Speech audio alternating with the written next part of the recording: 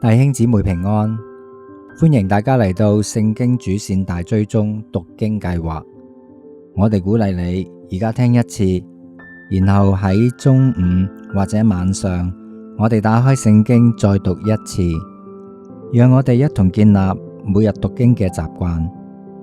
今日係4月22日，經文係記載喺詩篇第33篇1至到22節。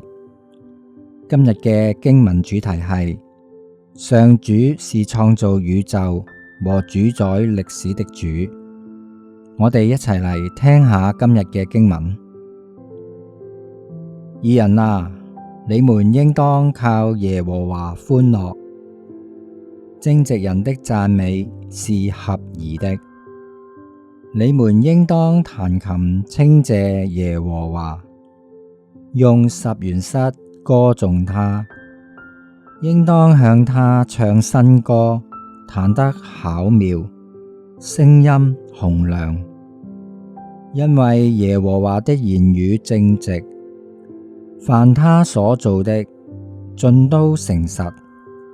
他喜愛仁義公平，遍地滿了耶和華的慈愛。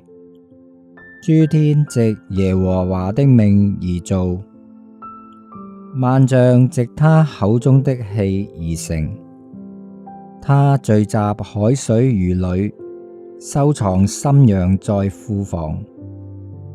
願全地都敬畏耶和華，願世上的居民都懼怕他，因為他說有就有，命立就立。耶和華使列國的籌算歸於無有，使眾民的思念無有功效。耶和華的籌算永遠立定，他心中的思念萬代常存。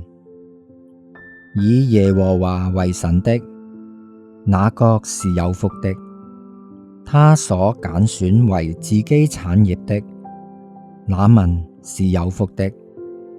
耶和華從天上觀看，他看見一切的世人，從他的居所往外察看地上一切的居民。他是那造成他們眾人心的，留意他們一切作為的。君王不能因兵多得勝，勇士不能因力大得救。靠馬得救是枉然的，馬也不能因力大救人。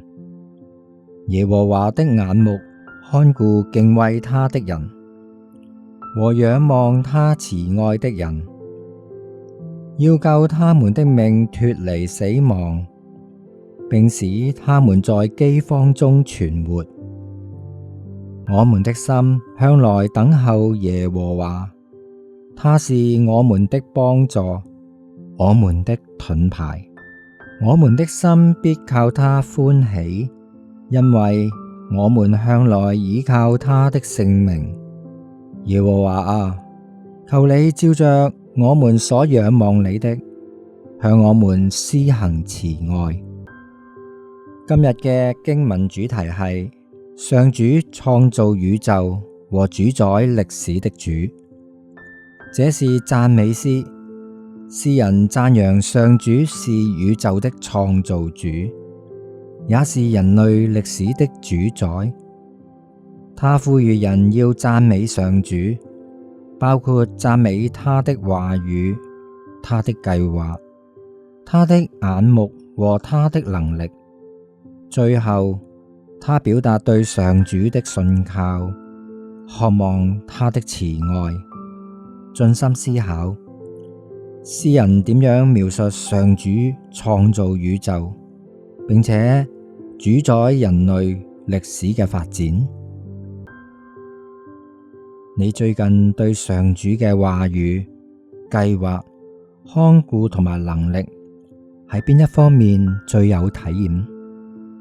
親愛嘅弟兄姊妹，與我哋讀聖經嘅說話，亦都思考聖經嘅內容。願神嘅說話祝福大家。